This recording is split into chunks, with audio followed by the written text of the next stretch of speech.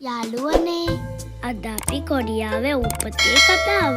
ඒ කියන්නේ දංගුන්ගේ කතාව ඉගෙන ගමු.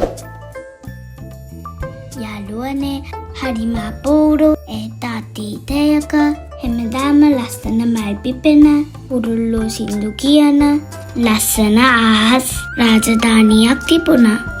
ඒ අහස් රාජධානියේ පාලකයා වුණේ හුවානින් කියන රජතුමායි. රජතුමාට හුවානුන් කියලා දක්ෂ පුතෙක් හිටියා. හුවානුන් කුමාරයා පොළොවේ ජීවත් වෙන මිනිසුන්ට උදව් කරන්න හරිම ආස කළා. ඉතින් දවසක් එයා පිය රජතුමාගෙන් අවසර අරගෙන තමන්ගේ සේවකයෝ පිරිසකුත් එක්ක මිනිස් ලෝකයට බැහැලා ආවා. ඒ කාලේ මිනිස්සු විතරක් නෙවෙයි වලස්සු සහ කොටි වගේ සත්තු තැමම එකට සමගියෙන් සහ සතුටින් ජීවත් වුණා. දවසක් එක වලසකුයි කොටියෙකුයි හුවානුන් කුමාරයා හම්බ වෙන්න ආවා. "කුමාරේනි, අපිට මිනිස්සු වෙන්න ලොකු ආසාවක් තියෙනවා. කරුණා කරලා අපිට මිනිස්සු වෙන්න උදව් කරන්න කියලා." ඔවුන් දෙන්න දන ගහලා බැගේ පත් වුණා. හුවානුන් කුමාරයා ඔවුන් දැස බලා මෙහෙම කිව්වා. "මිනිසෙක් වෙනවා කියන්නේ ලේසි දෙයක් නෙවෙයි. ඒකට ලොකු ඉවසීමක් සහ කැපකිරීමක් තියෙන්න ඕනේ. ඕගොල්ලන්ට ඒක කරන්න පුළුවන්ද?" "අනේ පුළුවන් කුමාරේනි. මොන වගේ අමාරු දෙයක් වුණත් අපි ඉවසගෙන කරන්නම්." වලයි කොටියයි එක හදින් කිව්වා.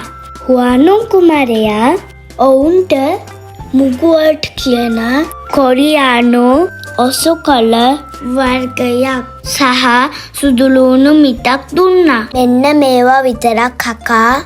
තවත් 100ක් යනකම් කිසිම ඉර එළියක් නොබලා කළු ගුහාවකට වෙලා ඉන්න. එතකොට ඔයාලගේ ප්‍රාර්ථනාව ඉටුවේ." වලහයි කොටියයි සතුටෙන් උඩ පැනලා ඒ ඔසුකොළ සහ සුදුලුණු අරගෙන කළුම කළු ගැඹුරු ගුහාවකට ඇතුළු වුණා. ගුහාව තුලදී කෑම කන එක ඔවුන්ට ලොකු වදයක් වුණා. මස් කන සතුන් වන ඔවුන්ට අමු සුදුලුණුයි තිත්තම තිත්ත කොළයි කනකොට කට දනවා වගේ දැනුණා. "අනේ මට නම් මේ තිත්ත කොළ කන්න බෑ. මට රස කෑම කන්න ඕනේ. මේ කළු ගුහාවේ ඉන්නත් බෑ. මට හුස්ම ගන්නත් අමාරුයි." කොටියා කෑ ගැසුවා. "තව ටිකක් ඉවසමු යාළුවා. අපිට මිනිස්සු වෙන්න පුළුවන්නේ." වලහා කොටියාව දිරිමත් කළා. නමුත් සතියක්, සති දෙකක්, සති තුනක් ගත වෙද්දී කොටියාට තවදුරටත් වසන්න බැරි වුණා. "මම නම් යනවා.